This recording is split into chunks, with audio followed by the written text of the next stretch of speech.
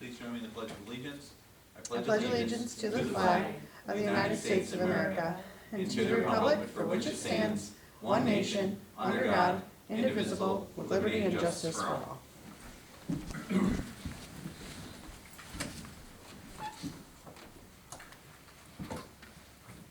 Call the meeting to order at 6 p.m. Can I get a roll call, please? Michael Cashman. Present. Thomas Wood. Here. Barbara Hebert. Here. Charles Costick. Here. Dana Isabella. Here. James Coffey. Here. And I am present. Perfect. Is there anyone seeking to provide public comment this evening? Seeing none, we are going to advance right over to the solar battery energy storage systems regulations presentation that Jess has been so kind to put together. So I'll throw it over to you. Okay, so last couple of weeks you guys have seen materials for amending our solar local law and amending the moratorium that was passed earlier this year for solar and battery storage. So as a slight refresher, in 2018 the town adopted the solar local law to regulate all solar, but primarily tier 3 solar, which is what we would call solar farms. The three tiers, just so you know what the differences are. Tier 1 is roof or building mounted for on-site use. Tier 2 is ground mounted for mostly on-site use, and then Tier 3 is anything bigger than that, which is the traditional solar farm. The 2023 moratorium was in April, basically in response to the large number of site plan applications we had for this type of development. We decided to pause because we weren't entirely sure that where these were being proposed was the best use for those areas because of public utilities and the fact that they're a relatively low value use for the community. They don't provide a lot of local jobs, if any, and they suck up a lot of land that could be used for residential uses or other uses, which we obviously know we desperately need residential. So we wanted to take a look at it while putting it on pause so we could take our time doing that. We also did that for battery storage because we had a few people propose it or ask us about it, and we weren't really ready to regulate that yet, still aren't, but we did put a moratorium on that as well. So this is the location of all the approved solar farms in town, Tier 3 I should say specifically. This one up here on Route 22 was actually constructed and is active, but the rest are at this point just site plan approved. I heard one is seeking building permits now, but the rest have not. And we also heard that this one right across the road from us is probably withdrawing because they learned that the cost to develop was higher than they had previously expected. So not a ton of them, but as you see, they're kind of crowded in around the economic center of town where there's public utilities. So the focus of the solar law amendment, there's 4 primary ones. One is clearing and deforestation. We had a couple proposals where they clear-cut pretty significant amounts of acreage, and we were of the opinion that development of green energy should probably have a limited impact on the natural environment if, we shouldn't sacrifice one green thing for another. The other issue that we had come across was the decommissioning security bond. The first solar farm we had, they sold. A lot of these solar farms will sell multiple times before they're even built, and then they continue to sell after. And when one of them was sold, the bond ownership, our end, didn't really hold up. So we're changing that to something that's a little bit more secure for us to ensure that we have the money to decommission these Tier 3 solar developments if we need to. The other one is the public environmental benefit. This is the one that catches people off guard the most. Originally, we had included a 1% of fair market value fee that was assessed basically in order to get their certificate of occupancy. So they had argued that they wanted it to be assessed value. The state assesses these kind of low as an incentive to develop them, but we had put fair market value, so the one solar farm that did have to go through this did pay that price. But in order to make it so that it was less arguable, we changed it to a per acre fee in this draft so that it's a little bit more set in stone, that you can't really argue. Acreage is pretty black and white. And then the last one is zoning.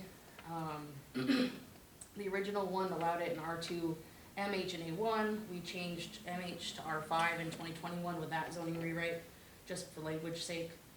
And then we are proposing a certain area of town to prohibit them in general in this round, which is town center. So this is the town center boundary that we selected. It doesn't entirely exactly match the town center smart growth zoning districts, but it does encompass the majority of the area where we would want to preserve, where there's public utilities, and within reason. So north of Ruger, east of the Turnpike, south of 374, and then basically west of the city boundary. That's where they can put them? This is where they can't put them. No, you can't put them. So we had concerns specifically about Tom Miller Road, because a lot of these properties are huge, right? They go from 374 all the way to Tom Miller. And we know that because this is so lucrative, a lot of these developers would just buy the whole property, say, to hell with it on the frontage, and develop the solar in the back and then never do anything else. And that's a pretty big waste of land and a pretty big waste of the taxpayers' investment in public utilities. So it's preferable to just make sure that they're not gonna do that on Tom Miller Road. Because that's kind of probably the most likely next big area we're going to develop, because Route 3, is relatively full. Tom Miller Road has a lot of potential. So what's in front of you, local law number 3, is amending the solar law itself. And local law number 4 amends the moratorium to take solar out and maintain the battery storage moratorium. So I included some process diagrams here, because I realize you got a lot of material in front of you for both and all at the same time, which can get very confusing. But the draft solar law itself, because you're actually affecting land use with that law, has a slightly different process because it requires a deeper seeker review and county planning board review. But then the moratorium, because it's a moratorium, is a lot more straightforward. So why are we maintaining the battery energy storage system moratorium? We still need to do more analysis specifically to that. We really focused on solar for the last couple months. We haven't really dug deep into that. There's kind of a statewide pause now on this, particularly because of the fires in other parts of the state. I had reached out to NYSERDA in May asking for trainings, because they offered 5 different trainings on various battery-related topics, and I had worked with them up until now, and this is the 3rd time they've put me off because of the fire, and said that the governor has put a pause completely on all of their programming. So I think, our decisions make a lot of sense and are pretty much in line with where the state is at as well. And then obviously the safety factor.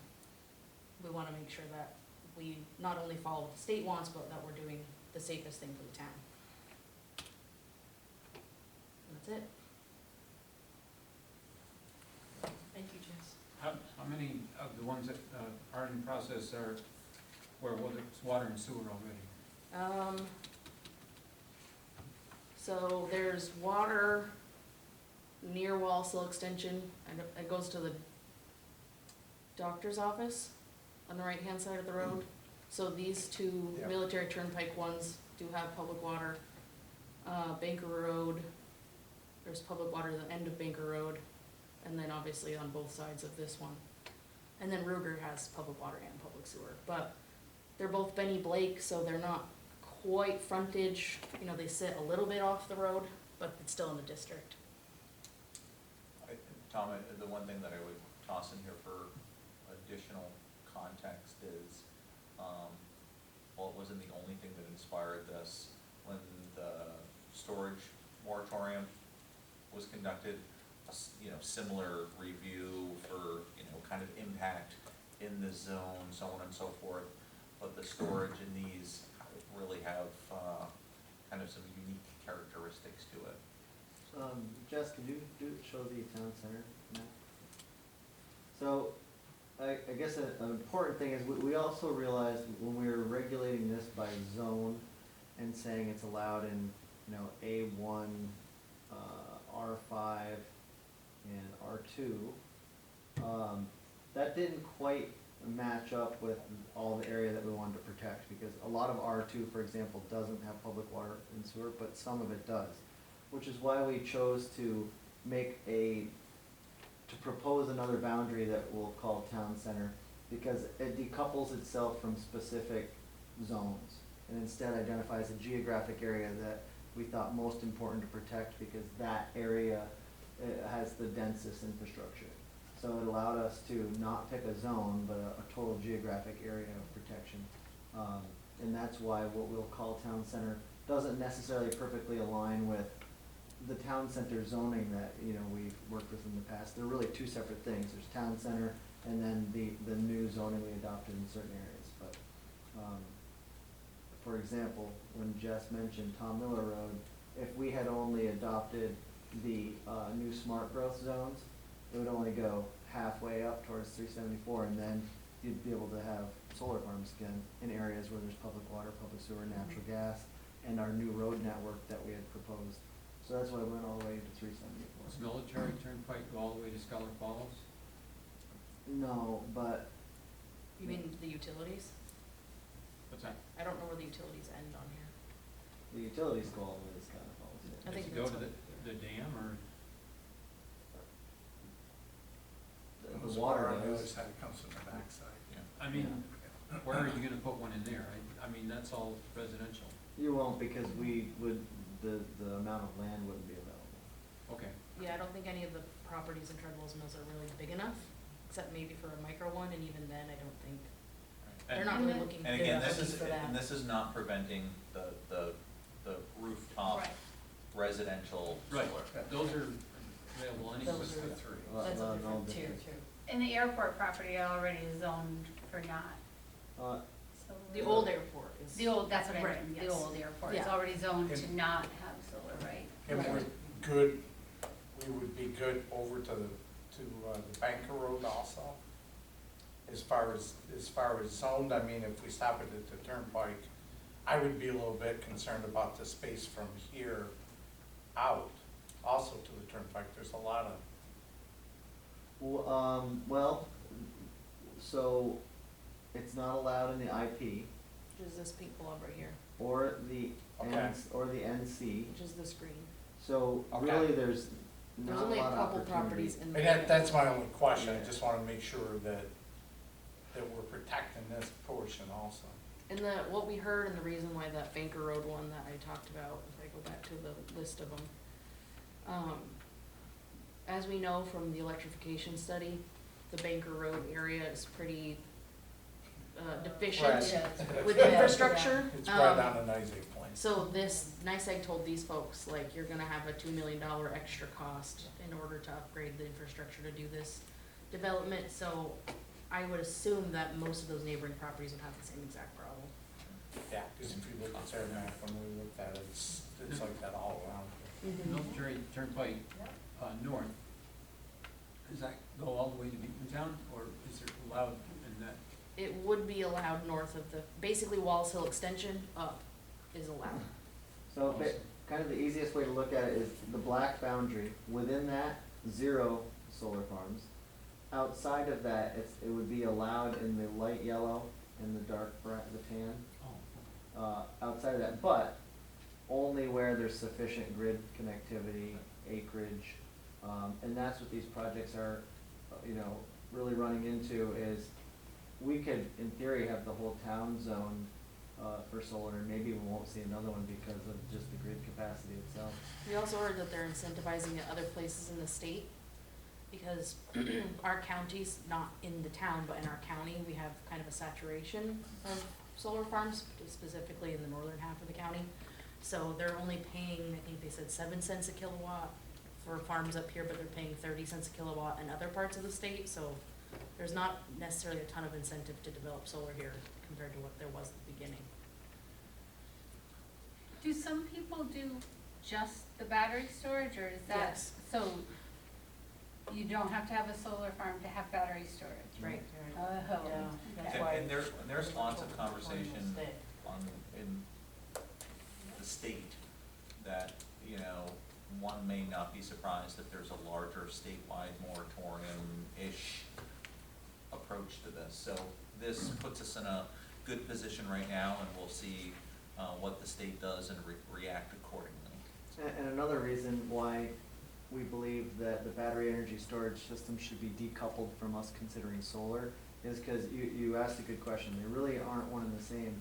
In theory, if you have, well, not even in theory, this is just how it is, you could have a battery storage system proposed near one of our local hydro facilities because at night the North Country doesn't use as much power, and that power actually gets not used. So if you store power and then you sell it during the day, it's still a profitable business because energy is valuable. So really, don't think about battery storage as a solar thing. They really are. They're commonly together because a lot of these solar farms make more power than they can sell during the day. So you want to capture as much of it, and then if you sell it at night, your solar farm's making money day and night. But it doesn't have to be linked just to solar. And one of the counties, I think, was looking at 27-acre battery storage Yeah. Yeah, campus, some of them are you know, farm, whatever you wanna call it, so, any more questions? Yeah, just one quick one, kind of coupled the two together. The 5-acre clear cut and the 2,500 per acre, that lines us up with what we're seeing throughout the rest of the state, or? So, everybody kind of words things slightly differently. Mhm. We had some that were like no clearing at all. Okay. But knowing what we had and what we've seen, 5 seemed reasonable because a lot of these properties are like half cleared, right? Like if you think So about. that would be 5 in addition to whatever is already cleared then? Mhm. So if you had 5 cleared and 5 that aren't, You can clear the when you extra 5. purchase it, you can still clear the other 5, okay? And then there are some places where their public environmental benefit fee is like $10,000 an acre or higher. Okay, Or they just do it a different way. They have like special use permit fee that's really high or something like that, impact fees. So I had done a bunch of different numbers of giving us different examples if we did it by megawatt, if we did it by acre. An acre just seems like the most black and white way to do it, and Seems- 2,500 seemed reasonable. 2,500 wasn't gonna bring us so much too much higher than what we were already would have gotten from the 1%, because I ran numbers on what 1% would look like on the approved okay. solar farms, because I worked with Brian to get estimates of those values. So this gives us would be a little bit higher, but not much higher, and it's Yeah. much more concrete, and it might actually reduce it slightly, because we changed the language to be $2,500 per acre used for solar development. So, instead of the whole parcel being $2,500 per acre, it's just what they use, which may incentivize them to use less, use the land more efficiently as well, so. So if they had 10 acres, but the actual solar farm itself is only 5 of the 10, they're only gonna get charged the 2,500 per acre for Yeah. the 5. And Okay. then And for they a have to comparison, save, they have to save the trees that are there. well, they could clear up to 5 acres. I think for a comparison, the one that we've received so far was roughly, I think, 32,000. Yep. And if we had calculated that one at 2,500, it would have been at 54 or something. Yeah, it wasn't much higher. It wasn't even And that was for full acreage. Yeah. And to be clear about the clear cutting, that is only related as it relates to solar. So if a Yeah. housing development was Yeah. coming in, you know, type of thing, so different standards, I just don't want people to kind of match those things up, without knowing that, so. Cool. So, is my understanding then that all our areas that are now protected, if we have water and sewer, we don't allow them anymore? Not Not 100%, but very close because, We have water and sewer that extends like down into Treadwell's Mills, we have water that goes up Wallace Hill Road, we have water and sewer that goes out Route 9 North. But there's limited zoning in some of those areas that would allow it, or limited lot size. Yeah. So we just tried to protect the highest land value we have, which is the middle of town. Okay, and, at this point, you talked about the decommissioning. Yep. Do they have to, and it was kind of loose and you tightened it up, does that mean we collect before, when they build it, or Yes. do we? We'll- When they build it. Yeah, it'll So be a we cash deposit. Cash on hand no for problem. decommissioning if they, okay. It'll be a lot like the escrow we already collect for site plans. Yeah. Same process that Pat will use. Yeah, because sometimes we don't, for most projects, we only take a small percentage that, but this would cover the whole decommissioning. Yes. It's escalated 2% a year. Any other questions? Going once, going Great twice? presentation. Thank Thank you, you. but before I let you go, Jess won't like this, I'm sorry, but, I was gonna do it, you didn't. but, you may add other things. I wanna take this moment to publicly thank you for all the work that you've been doing on the guidebook, community survey, just immensely talented, and we're very fortunate to have all your hard work on that. And for those of you that don't know, it should be coming out shortly, and she just told me this, is Trevor had nominated her for the TDC Groundbreaker series, and that should be coming out in the next couple of days. So just want to thank you and give you some public accolades that are well deserved. That would be No, thank you, unanimous Jess. among the I- board. Oh, members, absolutely. I also So you know. I'd like to Echo, thank echo. you yesterday for putting together, and I know there's been 2 of them, the management trainings. It was excellent. Well worth 6.5 hours. And thank you for doing that, taking the lead on that. Welcome. The video is excellent, you'll be proud of it. There is probably 80% of it that we can be really proud of, and 20% of it. You're speaking about the 20% I'm in. Oh, Is that where Michael introduces it? Just- Nope. Just question. Nope. So, all right, thank you very much, folks, Thank have a great you. night. Thank you, Trevor, thanks, Jess. No problem. Enjoy the rest of it. Oh, we will. Yes. Time to go my way over this again.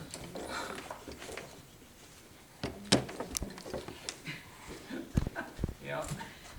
All right, again, it's a work session, so you will have draft minutes, monthly report, and then the series of materials as it related to the topics that we just spoke of.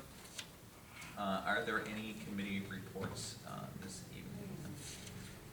I would just say from water, wastewater, after several schedules and cancellations, the Hammond Lane Tower has been cleaned. I went by it this evening and it's sparkling clean finally, so Scott's been trying to make sure that they got on site to get that done, because that was an eyesore. Yeah. So, but it's sparkling clean as of this afternoon. And everybody knows why the new well isn't working, right?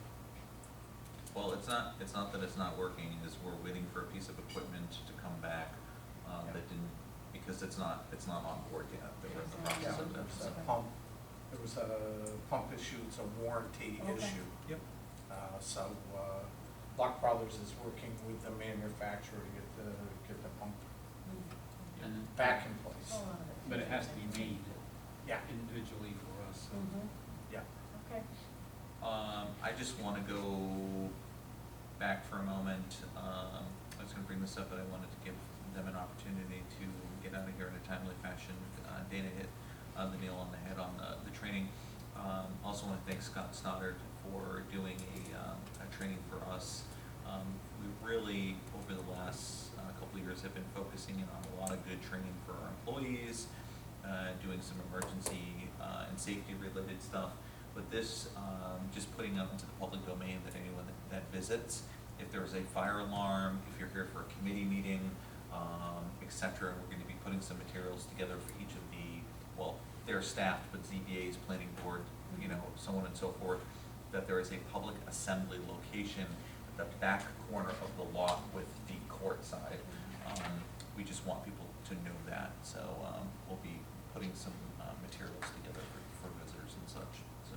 And I would just add to that, in case everybody didn't realize that not this past one, and Monday before, we did have a well-attended walkthrough from the area fire departments. All 5 fire departments from the town were represented, and it was a good number. Got them in here so that they could get a good look at the building and understand if we had some sort of emergency here. We had like 80 some odd people. Yeah, it was 80 firefighters that evening, so, yeah, well attended. All right, I know. I Go just, Parks and Recs are doing, I'm looking at the numbers that you saw in their August report. I mean, it's unbelievable, both adult and youth programs, the diversity of programming, new programming. I'm blown away by the adult numbers. You know, if we're trying to focus on having people be connected in our community, what a better way than going out hiking and paddling together. So kudos to them. I see, been driving this week on Wallace Hill, so they're just about finishing up Wallace Hill extension. It looks great with highway. And then I had a question for you, Chuck. I noticed that in Buildings and Grounds that they met with EJ Powers and just discuss the streetlight repairs.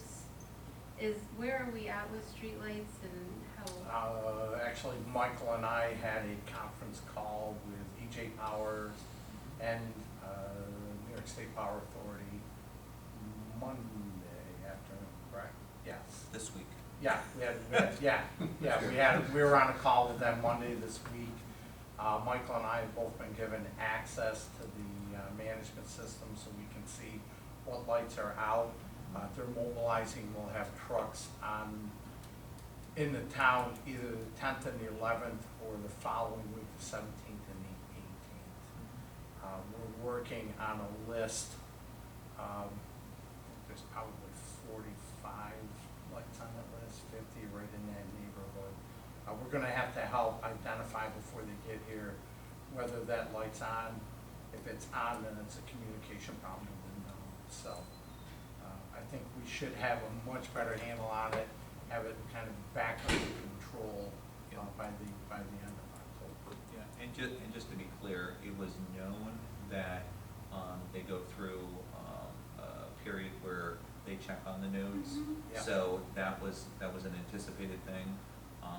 But we also have seen, I will tell you, a significant reduction in phone calls for lights out. Nice. They are, That's good to hear. they are much Nice. more stable Yeah. and related and stuff like that. So Nice. just by that alone has been really. But I would encourage people to call if the light's out, because again, there could be a communication issue. It should be identified by that node. But if it's not, I mean, we can match it up to what we see, in the system. But definitely should still call if they have a light on or have a concern. Yeah, thank you for that update. All right, I know no need to have an executive session this evening, so we will adjourn this meeting, this work session at 6:27. Drive safe, everyone. Have a great weekend.